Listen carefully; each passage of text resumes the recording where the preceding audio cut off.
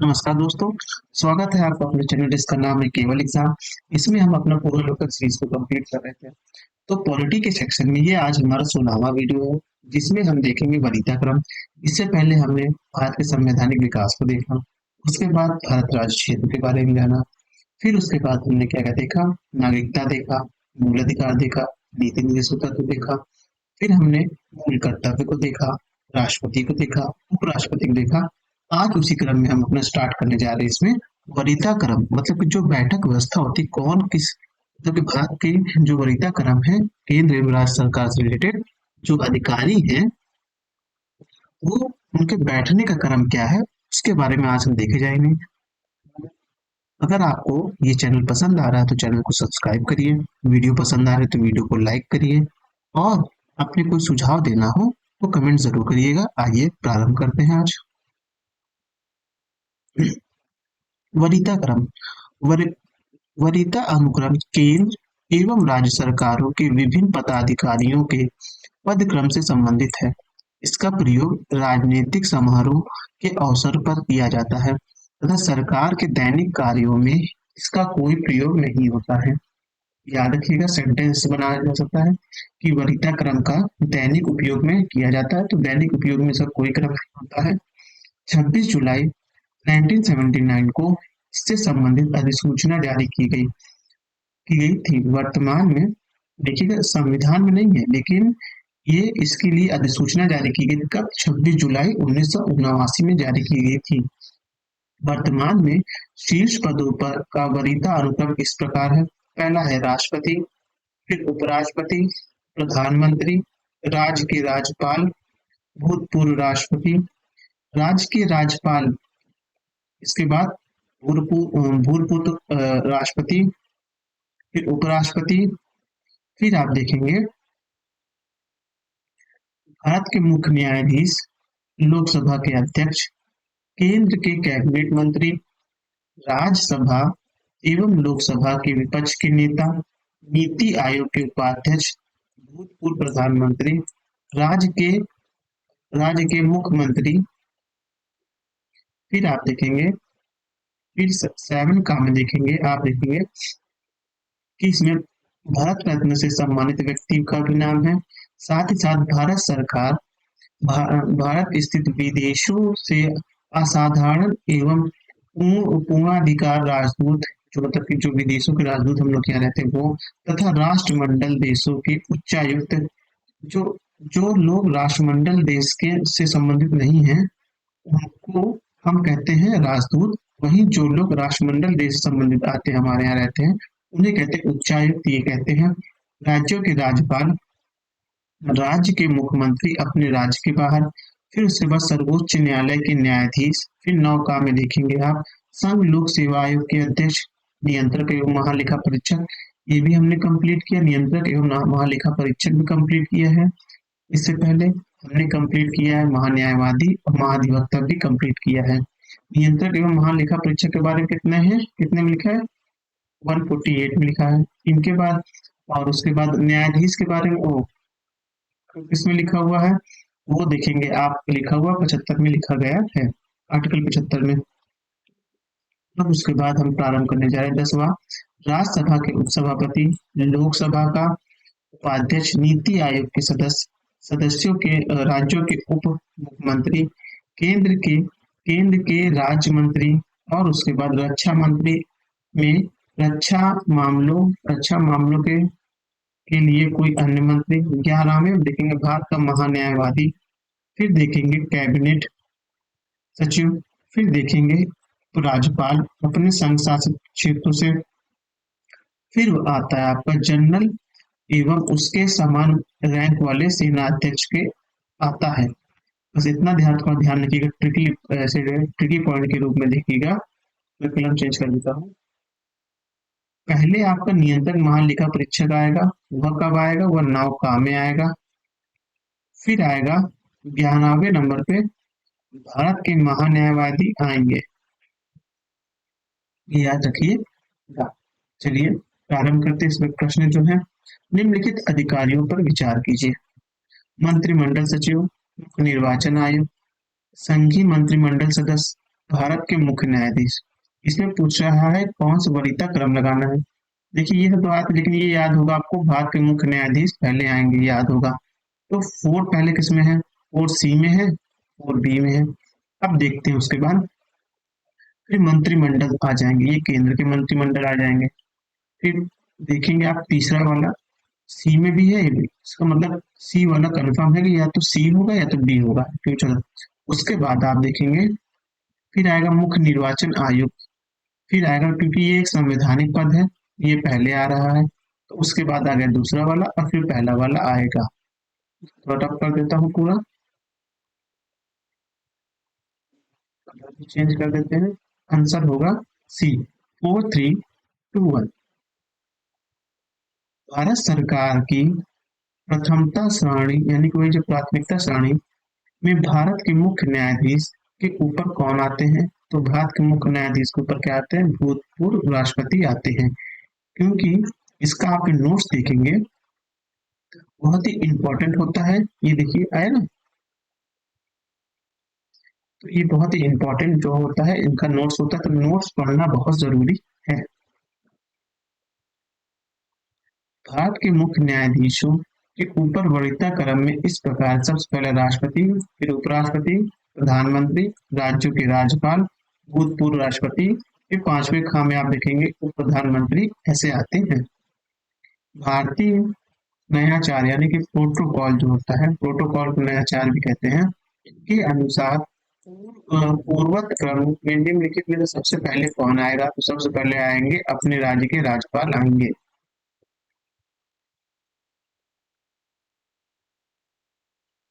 भारत के वरीयता क्रम में निम्नलिखित में से कौन से पहले आएंगे? तो इसमें देखिए दिया हुआ है ऑप्शन, यह तो कोई नहीं है, दो से अधिक। ऑप्शन नंबर ई सही है। वरीयता अनुक्रम विभिन्न पदाधिकारियों के रैंकिंग एवं ऑर्डर से संबंधित होती है। इस संबंध में वर्तमान में अधिसूचना 26 जुलाई 1979 को जारी की गई थी। इसके अनुसार संघ लोक सेवा आयोग के अध्यक्ष, मुख्य निर्वाचन आयुक्त तथा भारत के नियंत्रक एवं महालेखा परीक्षक का वरीयता क्रम एक ही समान है। तीनों ही देखिए संवैधानिक पद, तीनों का ही संविधान में उल्लेख है, तो तीनों एक समान है, बोलना ये चाह रहा है। फिर 9 काम में रखा गया है। जबकि उच्च न्यायालय के मुख्य न्यायाधीश को उच्च न्यायालय के क्षेत्राधिकार के अंतर्गत 14वें स्थान पर, जबकि उच्च न्यायालय के क्षेत्राधिकार के बाहर को 17वें स्थान पर रखा गया है। अब आएगा 5वां नंबर प्रश्न, इसमें लिखा हुआ है भारत सरकार के सबसे ऊंचे पदों का सिविलियन अधिकारी कौन सा होता है? तो वह होता है मंत्रिमंडल सचिव होते हैं। भारत सरकार में सर्वोच्च शासनिक अधिकारी कौन सा होता है? वह होता है आपका भारत के मंत्रिमंडल सचिव का होता है। अब हमारा आ गया जो चैप्टर स्टार्ट करने वाले हैं वो है संसद पार्ट 1। संसद को कई पार्टों में बांटा गया, लोकसभा राज्यसभा से रिलेटेड पार्टों में बांटा गया। तो ये लोकसभा पहला है, फिर आएगा राज्यसभा। इस लोकसभा में हम ये देखेंगे, हम पहले थोड़ा सा एक इसके बारे में जानकारी लेते हैं। हेडिंग से थोड़ी सी जानकारी मिल जाने के कारण ये होता है फायदा कि आपको उस पूरे पार्ट में या उस पूरे नोट्स में क्या क्या, तब क्या क्या पार्ट होंगे ये बारे में पता। ये मतलब कि एक प्रकार से हम लोग पढ़ लेते ना संविधान की प्रस्तावना। संविधान की प्रस्तावना क्या थी? वो संविधान की झलक थी एक, उसमें ये बताया गया था कि संविधान का क्या क्या दायरा हो सकता है। ठीक उसी प्रकार किसी भी पाठ को पढ़ने से पहले या किसी भी नोट्स को पढ़ने से पहले अगर हम उसके हेडिंग को थोड़ा बहुत समझ लेते हैं तो पाठ समझना आसान हो जाता है। लोकसभा से तात्पर्य क्या है? लोकसभा जहाँ लोगों की सभा लगे, लोगों की सभा एक जगह एकत्रित होगी और एकत्रित होने के लिए बहुत बड़ा स्थान चाहिए। तो हम लोग करते क्या है, हम लोग अपने कुछ प्रतिनिधियों को चुनकर एक संस्था के लिए भेजते हैं। उस जनता द्वारा सीधे चुने गए प्रतिनिधियों की जो सभा होगी उसे कहेंगे लोकसभा। अब इसी के बारे में हम लोग पढ़ेंगे, आइए प्रारंभ करते हैं। संसद संघीय सरकार का विभिन्न अंग है। केंद्र स्तर पर विधि निर्माण का कार्य संसद द्वारा किया जाता है। संविधान के भाग 5 के अध्याय 2 के अंतर्गत अनुच्छेद 79 से 122 यानी कि 89 से लेकर 182 में संसद से संबंधित प्रावधान किए गए हैं।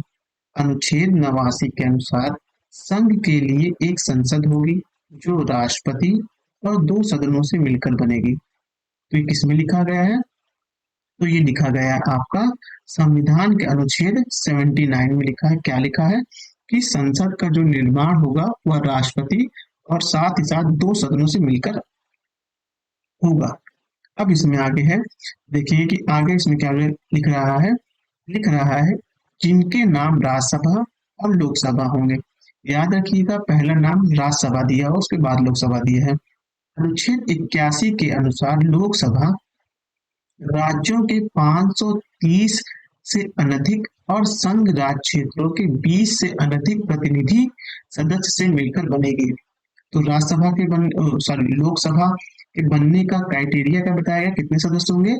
टोटल आप देखेंगे 550 सदस्य होंगे, इसमें से 530 राज्यों से तथा 20 सदस्य आप देखेंगे संघ राज्य क्षेत्र से होंगे।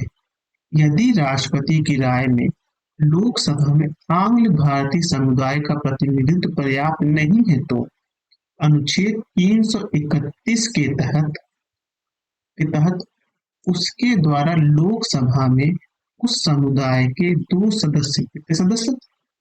दो सदस्य मनोनीत करने की व्यवस्था की गई। किसमें? लोकसभा में। इस आर्टिकल में बोला गया 331 में। कौन व्यक्तियों को? जो आंग्ल भारतीय समुदाय के हो उनके लिए। इस संबंध में संविधान में 104 संशोधन 104 नंबरवा का संशोधन अधिनियम 2019 द्वारा आंग्ल भारतीय समुदाय के प्रतिनिधित्व से संबंधित व्यवस्था वो अनुच्छेद 334 के तहत निर्धारित तिथि संविधान के आरंभ से 70 वर्ष अर्थात 25 जनवरी 2020 के आगे नहीं बढ़ाया गया है। मतलब कि संविधान में प्रावधान था कि जब तक उनका प्रतिनिधित्व उचित ना हो राष्ट्रपति के नजर में, तब तक यह दो लोगों को लोकसभा में मनोनीत करेगा। लेकिन जैसा कि उसमें लिखा हुआ था जो है, यह इसके लिए एक संविधान संशोधन लाया गया जो था 104वां संविधान संशोधन 2019 में लाया गया। और इसके तहत संविधान के 70 वर्ष पूरे होने के बाद 25 जनवरी 2020 को इसको और आगे नहीं बढ़ाया गया। इस प्रकार आंग्ल भारतीय समुदाय से लोकसभा में दो सदस्यों के नामांकन की व्यवस्था अब निष्प्रभावी हो गई है। लोकसभा में राज्यों की जनसंख्या के आधार पर सीटें आवंटित होती हैं। लोकसभा में राज्यवार सीटों का आवंटन 1971 की जनगणना पर आधारित है। याद होगा राष्ट्रपति जब हम लोग पढ़ रहे थे तो राष्ट्रपति के बारे में भी जो 42वां संविधान संशोधन लाया गया था उसमें कहा गया था ना 1971 की जनगणना को ही हम मानेंगे। वैसे उसी तथ्य पे ये भी याद रखिएगा कि लोकसभा में राज्यवार सीटों का आवंटन कब से है? 1971 की जनसंख्या पे है, जबकि प्रत्येक राज्य का प्रादेशिक निर्वाचन क्षेत्र में विभाजन 2001 की जनगणना यानी कि 87 संविधान संशोधन 2003 में पारित पर आधारित है। देखिए, राज्यों में जो लोकसभा की सीटों का आवंटन होगा वह 1971 की जनसंख्या पर आधारित होगा। वहीं राज्यों की जो प्रादेशिक निर्वाचन क्षेत्र होंगे यानी कि विधानसभा वाले जो होंगे वो कब से होंगे? वो 2001 की जनगणना पर मानकर चलेंगे। 84वें संविधान संशोधन अधिनियम 2001 के अनुसार यह निर्धारित वर्ष 2026 के पश्चात पहली जनगणना के सुसंगत आंकड़े प्रकाशित होने तक यथावत रहेंगे। अनुच्छेद 83(2) के अनुसार लोकसभा की अवधि प्रथम अधिवेशन से नियत तारीख से 5 वर्ष तक होगी। हालांकि राष्ट्रपति को 5 वर्ष से पूर्व किसी भी समय लोकसभा को विघटित करने का अधिकार है। आपात की उद्घोषणा प्रवर्तन में होने पर संसदीय विधि द्वारा संसद को एक अवधि में एक बार में 1 वर्ष तक बढ़ाई जा सकती है। संसद की अवधि आपातकाल में 1 वर्ष के लिए बढ़ाई जा सकती है। आपात की उद्घोषणा के प्रवर्तन में न रहने के पश्चात न रहने के पश्चात उसका विस्तार किसी भी दशा में 6 माह की अवधि से अधिक नहीं होगा। मतलब आपातकाल घट गया तो उसके बाद केवल 6 महीने तक ही होगा, उससे ज्यादा नहीं होगा। लोकसभा सदस्य बनने के लिए व्यक्ति की आयु कम से कम 25 वर्ष होनी चाहिए। यानी कि देश का प्रधानमंत्री बनने के लिए जो एक मान्यता है वह 25 वर्ष होनी चाहिए। 25 वर्ष का व्यक्ति हुआ और वो लोकसभा का इलेक्शन जीतता है, पूर्ण बहुमत से आता है अपनी पार्टी में पूर्ण बहुमत में आने के बाद वह पार्टी का नेता चुना जाता है। तो 25 वर्ष में वह 25 वर्ष में देश का नेता बन सकता, देश का प्रधानमंत्री बन सकता है। अब उसके आगे हम पढ़ेंगे लोकसभा का स्थगन स्थगन अध्यक्ष करता है, जबकि सत्रावसान और विघटन राष्ट्रपति करता है। अनुच्छेद 93 के अनुसार लोकसभा के सभी सदस्यों द्वारा अध्यक्ष एवं उपाध्यक्ष का चुनाव लोकसभा के सदस्यों में से किया जाता है। अनुच्छेद 94 ख के अनुसार लोकसभा का अध्यक्ष अपना त्यागपत्र उपाध्यक्ष को तथा उपाध्यक्ष अपना त्यागपत्र अध्यक्ष को सौंपते हैं। उपाध्यक्ष जो होता है वो अधिकांशतः देखा जाता है, ये प्रथा है जहां तक मुझे याद आ रही है कि वो विपक्ष का नेता ही होता है। लोकसभा के अध्यक्ष को लोकसभा के सभी सदस्यों के बहुमत से पारित संकल्प द्वारा हटाया जा सकता है। अगर बहुमत से पारित होगा तभी, अगर मान लीजिए जो इस समय वर्तमान में लोकसभा का उनको हटाना हो तो लोकसभा के सभी सदस्य का बहुमत उनको से ही उनको हटाया जा सकता है।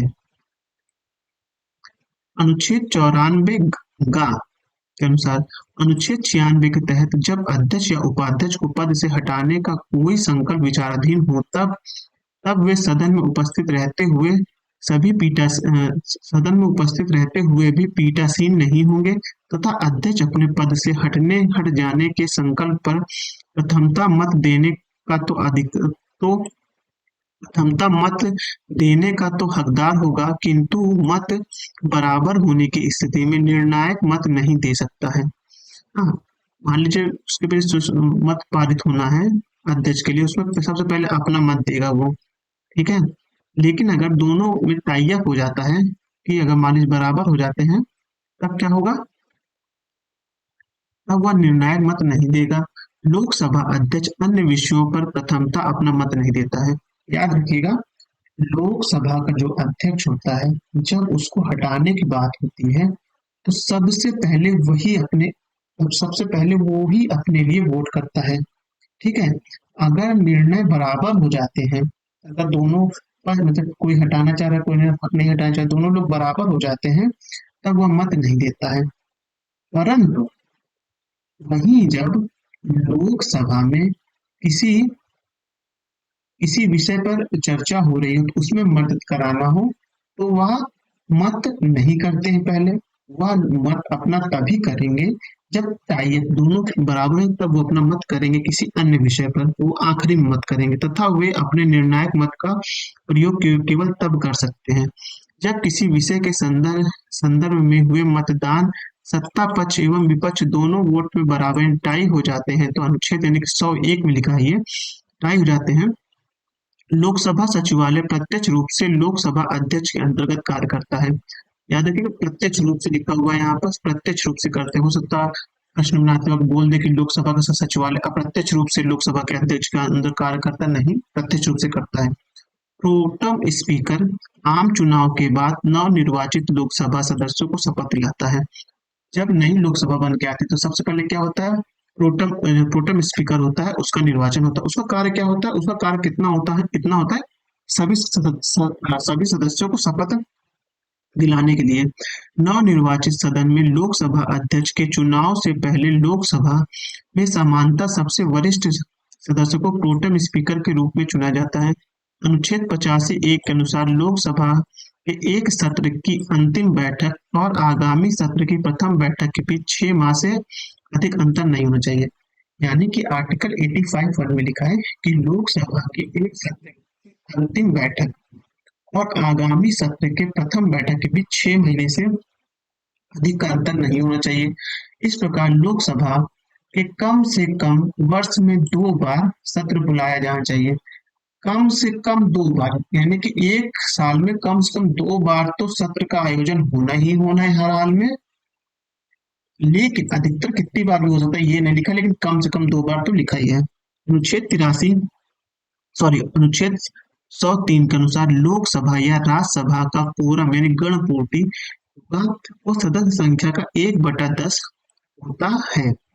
तो कहना ये चाह रहा है कि मान लीजिए 550 लोग हैं, टोटल लोकसभा में 550 मान लीजिए हैं, तो उसमें का 10% यानी कि 55 लोग होंगे, तभी उसकी कोरम कंप्लीट होगा और तभी सत्र आयोजित किया जा सकता है। मुख्य विपक्ष दल की मान्यता देने हेतु यही सदस्य संख्या आवश्यक है। मतलब अगर आपको विपक्ष का नेता भी बनना है तो आपको जो है 10% आपके पास सीटें होनी चाहिए।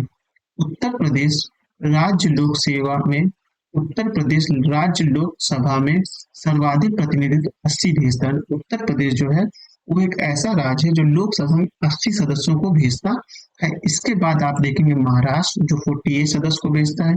पश्चिम बंगाल 42 सदस्य को स्थान देता है। अब चलिए इसको रफली थोड़ा सा मैप से ड्रॉ करते हैं यहाँ पर, फिर मैं मिटा दूंगा थोड़ा एक्यूरेसी। अरे गलत हो गया, प्रयास करते हैं अच्छा मैप बनाएंगे हम लोग कि हम लोग 3 राज्यों के बारे में, मान लीजिए भारत है, ये मैंने एक रफली मैप खींच दिया।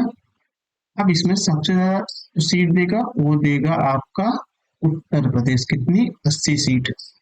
फिर देगा आपका महाराष्ट्र, ये देखो ना ये महाराष्ट्र, ये क्षेत्र देगा कितना 48 सीट। फिर आएगा बंगाल, ये कितना देगा, ये देगा आपका 42 सीट। कितना देगा 42 सीट। ऐसे 3 ऐसे मैप बना लीजिए, थोड़ा मैप के थ्रू याद रखेंगे क्योंकि क्वेश्चन पूछा जा चुका है इस तरह का कि किसमें सबसे ज्यादा कौन कौन, मतलब सबसे ज्यादा कौन देता है लोकसभा में सीटें, फिर उसके बाद कौन देता है, तो ये सब है।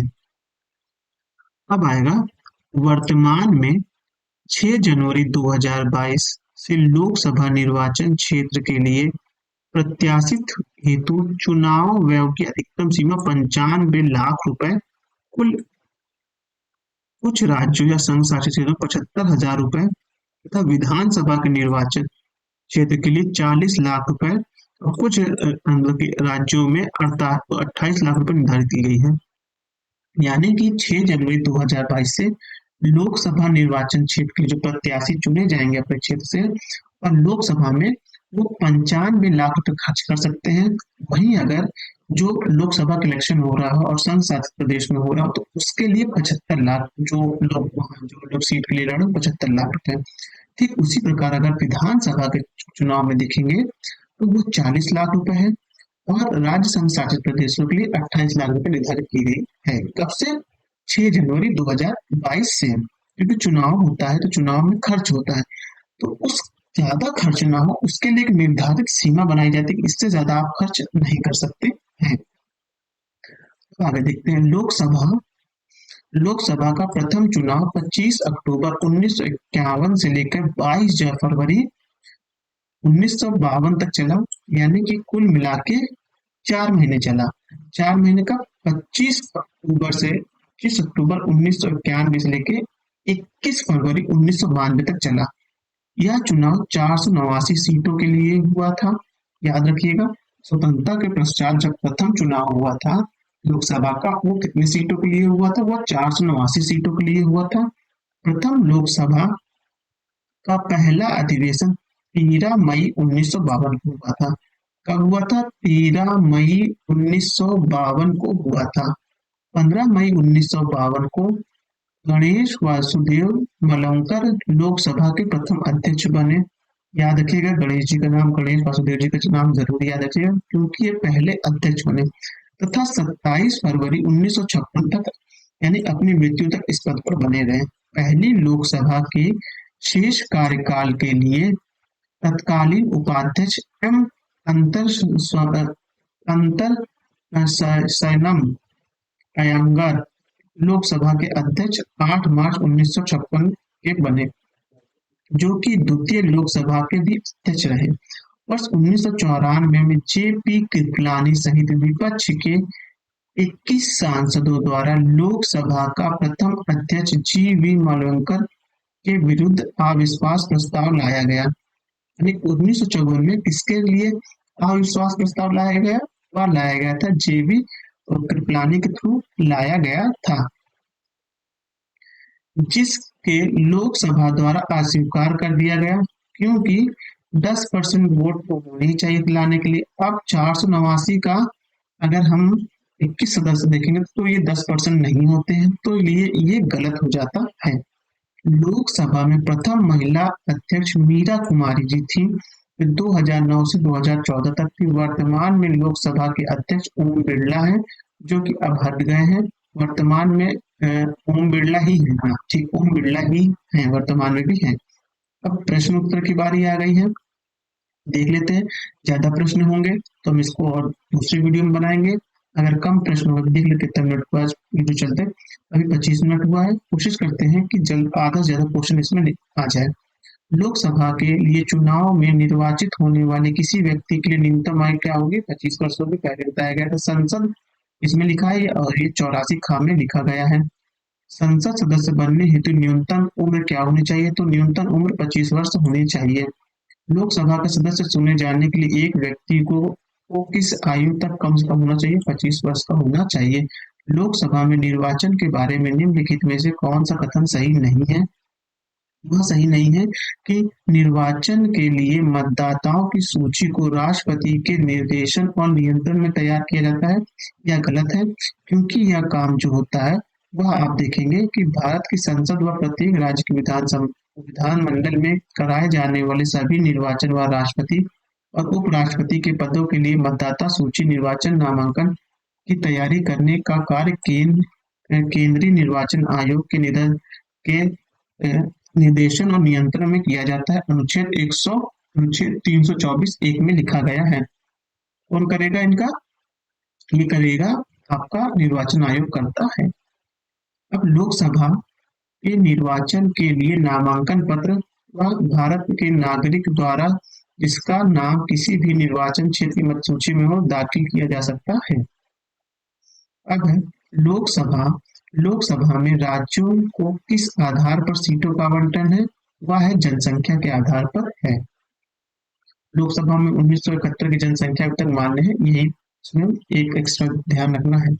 भारत के संविधान में अनुच्छेद 82 के अनुसार लोकसभा की सीटों का राज्यों के मत आवंटन कब से है? वो है 1971 से है।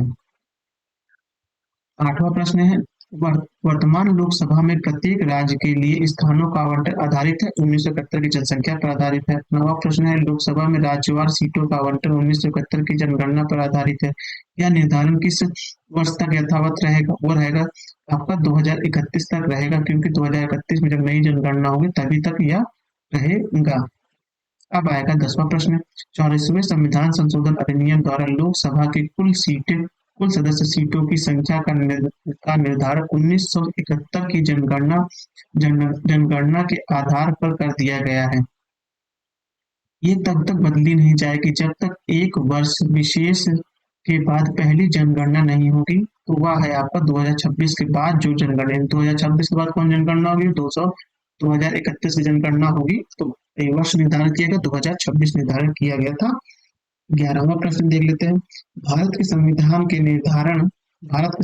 निर्धारण निर्धारित की गई लोकसभा के सदस्यों की अधिकतम संख्या कितनी होनी चाहिए? अधिकतम संख्या इसमें स्पष्ट नहीं है, हाँ, क्योंकि इसको देख लेते लोकसभा के सदस्य जनता द्वारा प्रत्यक्ष निर्वाचन के चलते आते हैं। इन सदस्यों की अधिकतम सीमा 552 30 राज्यों से 30 संघशासित प्रदेश और 2 एंग्लो इंडियन के हो सकते थे, लेकिन अनुच्छेद 81, 131 और 104 संविधान संशोधन 2019 लोकसभा एवं राज्य विधानसभा में आम भारतीय समुदाय का प्रतिनिधित्व के लिए सदस्यों के नामित की व्यवस्था आगे न बढ़ाने से निष्प्रभावी कर दिया गया है और तदनुसार अब लोकसभा के सदस्य की अधिकतम संख्या 550 है। लेकिन याद रखना है, अगली बार जब परिसीमन होगा तो ये संख्या बढ़ सकती है और बढ़ेगी ही, क्योंकि जनसंख्या बढ़ी तो बढ़ेगी ही। निम्नलिखित संवैधानिक संशोधनों में से कौन से राज्यों से निर्वाचित होने वाले लोकसभा के सदस्यों की संख्या में वृद्धि करने से संबंधित है? वह संबंधित है 7वां और 31वां संबंधित है। संविधान के किस संशोधन ने लोकसभा के सदस्यों की संख्या 525 से बढ़ाकर 545 कर दी थी? वो था 31वां संविधान संशोधन था।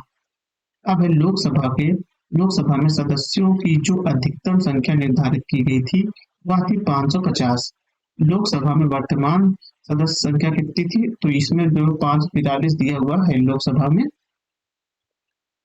इस वक्त के प्रश्न के अनुसार। लोकसभा में केंद्र शासित क्षेत्रों का सर्वाधिक प्रतिनिधित्व कितना हो सकता है? केंद्र शासित प्रदेशों का वह हो सकता है 20 हो सकता है।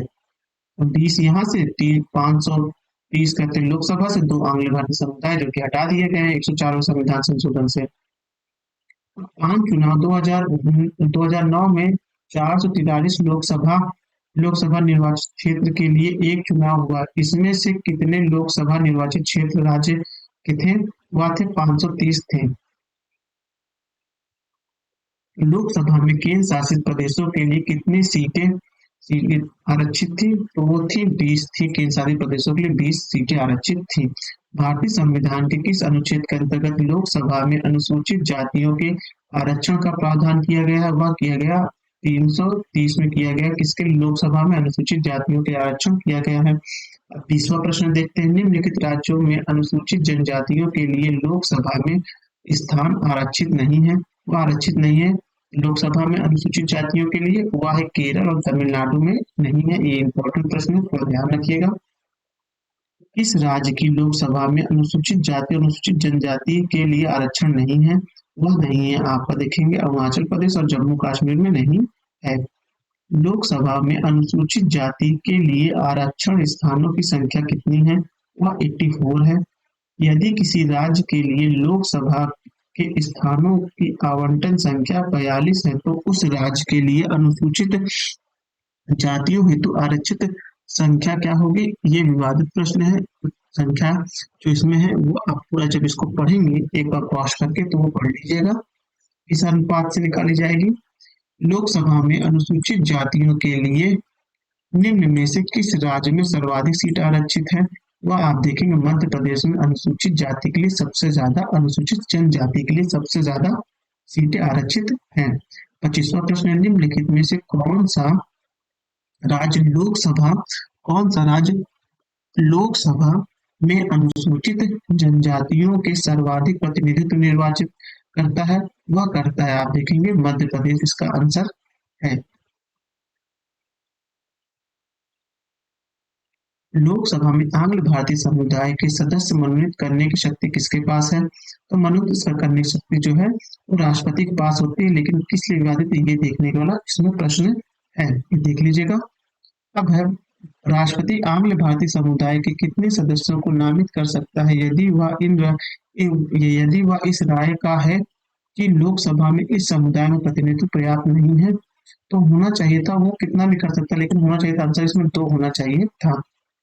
भारत के राष्ट्रपति लोकसभा में 2 सदस्यों को नामित निम्न में से किस का प्रतिनिधित्व करने के लिए मनोनीत कर सकते हैं? वो आंग्ल भारतीय समुदाय के लिए कर सकते हैं, लेकिन वर्तमान में यह प्रावधान हटा दिया गया, इसलिए सब क्वेश्चन में स्टार लग रहे हैं। पहले था लेकिन 2020 से ये हटा दिया गया, तो इसलिए सभी क्वेश्चन में आपको वो लग रहा है, विवादित आ रहे हैं। लोकसभा के कार्यकाल पूरे होने से पहले भंग किया जा सकता है, वह किया जा सकता है प्रधानमंत्री की सिफारिश पर राष्ट्रपति द्वारा। राष्ट्रपति अपने मन से नहीं करेंगे, क्योंकि 42वें संविधान संशोधन में बोला गया था कि राष्ट्रपति को अपने कार्यों को निर्वाहित करने के लिए मंत्रिपरिषद की जरूरत पड़ती है। अब आएगा 30वां प्रश्न, इसमें लिखा गया है लोकसभा को उसके कार्यकाल की समाप्ति के पूर्व ही भंग किया जा सकता है। कब भंग किया जा सकता है?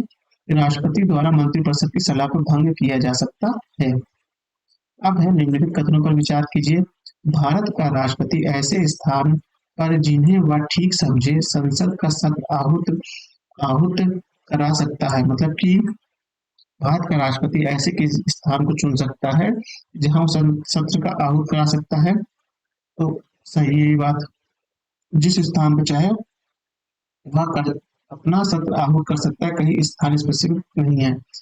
भारत का संविधान एक वर्ष में 3 सत्रों का प्रावधान करता है, किंतु सभी तीनों सत्रों का चलाया जाना अनिवार्य नहीं है, गलत है। कम से कम 2 सत्रों का आयोजन करता है, 3 का नहीं आयोजन करता, 2 का करता है, अधिकतम कितना भी कर सकता है, लेकिन कम से कम 2 का प्रावधान करता है, तो 2 वाला सही गलत है, 2 का जहाँ-जहाँ है वो हटा दीजिए। एक वर्ष में दिनों की कोई न्यूनतम संख्या निर्धारित नहीं है, जबकि संसद का चलन आवश्यक है। ये सही है। पढ़ लेते हैं। भारतीय संविधान के अनुच्छेद 85 एक में वर्णित है कि राष्ट्रपति समय समय पर संसद के प्रत्येक सदनों को ऐसे समय और स्थान पर जो वह ठीक समझे अधिवेशन के लिए आहूत करेगा, किंतु उसके एक सत्र के अंतिम बैठक और आगामी सत्र की प्रथम बैठक की नियत तारीख के बीच 6 महीने का अंतर नहीं नहीं होगा। तथा स्पष्ट है कि भारत का राष्ट्रपति ऐसे स्थान पर जिसे वह ठीक समझे संसद का सत्र आहूत कर सकता है। अनुच्छेद 85 एक में यह अर्थ भी लगाया जा सकता है कि 2 अधिवेशन बैठकों के मध्य 6 माह से अधिक का अंतर नहीं होना चाहिए। अतः संविधान एक वर्ष में संसद के न्यूनतम 2 सत्र का प्रावधान करता है, परंतु एक वर्ष में दिनों की कोई न्यूनतम संख्या निर्धारित नहीं है जब संसद चलना आवश्यक हो। 32वां प्रश्न देखते हैं। लोकसभा की बैठक समाप्त की जा सकती है। लोकसभा की बैठक समाप्त की जा सकती है उपयोग में सभी से, स्थगन के द्वारा दूसरे हटाए जा सकते, विघटन के द्वारा, सत्रावसान, तीनों के द्वारा हटाई जा सकती है। ये प्रश्न यूपी पीछे 2000 में पूछा गया था।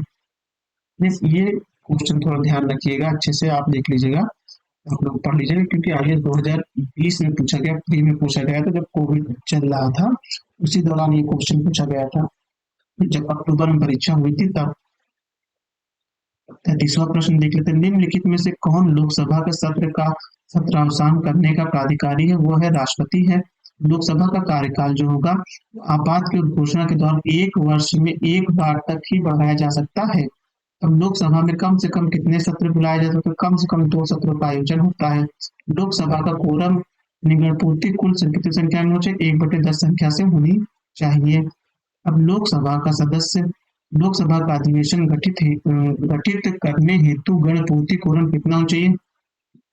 ये सदस्य के कुल संख्या का 10वां भाग होना चाहिए। बी वाला ऑप्शन सही होगा इसमें। ये देखिए, लोकसभा और राज्यसभा की गणपूर्ति संख्या कितनी है? तो ये कुल सदस्य संख्या का 1/10 लोकसभा और राज्यसभा के लिए है। कौन सा राज्य सबसे अधिक प्रतिनिधित्व लोकसभा में भेजता है? वो भेजता है उत्तर प्रदेश, फिर भेजता है आपका महाराष्ट्र, फिर भेजता है आपका बंगाल।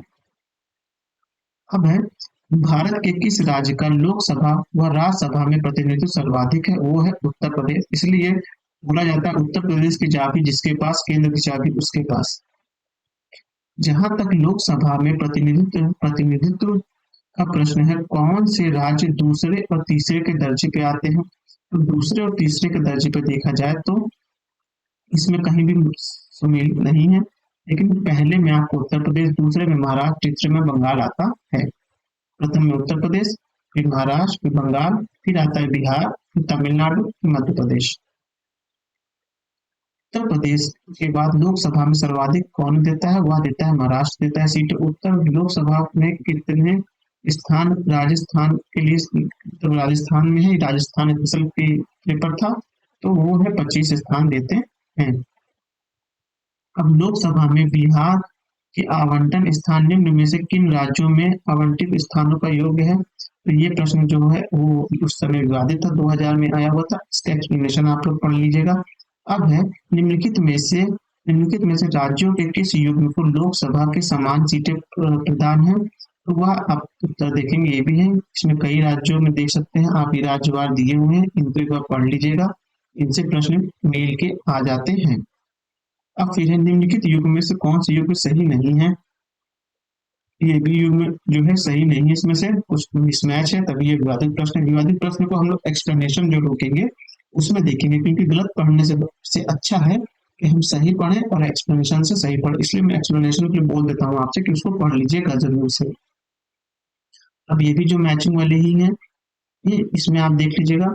अब निम्नलिखित राज्य संघ शासित क्षेत्रों के समूह में से किसकी लोकसभा में केवल एक सीट है? तो वो चंडीगढ़, सिक्किम और मिजोरम की है। उसके बाद निम्नलिखित में से किस राज्य से लोकसभा के 2 सदस्य निर्वाचित किए जाते हैं? वह है त्रिपुरा से। निम्नलिखित में से कौन सा एक लोकसभा का सर्वाधिक बड़ा क्षेत्रफल के अनुसार निर्वाचन क्षेत्र है? वह आप देखेंगे लद्दाख उस वक्त दिया हुआ था। ये है। अब 50% तक हमने कंप्लीट कर लिया है। अब हम अपना नेक्स्ट वीडियो जो हमारा क्रम संख्या होगी 16वीं होगी, जहां तक मेरे ध्यान होना चाहिए। हाँ, 16। अब हम लोग 17वें वीडियो में प्रश्न नंबर 50 से प्रारंभ करेंगे। 50 नंबर से प्रारंभ करेंगे। 44। 50 नंबर से प्रारंभ करेंगे। अगले वीडियो में हम देखेंगे 50 नंबर से प्रारंभ करेंगे। अगर आपको ये चैनल पसंद आ रहा है तो चैनल को सब्सक्राइब करिए, वीडियो अच्छी लगे तो लाइक करिए, और कुछ सुझाव देना तो कमेंट जरूर करिए। धन्यवाद।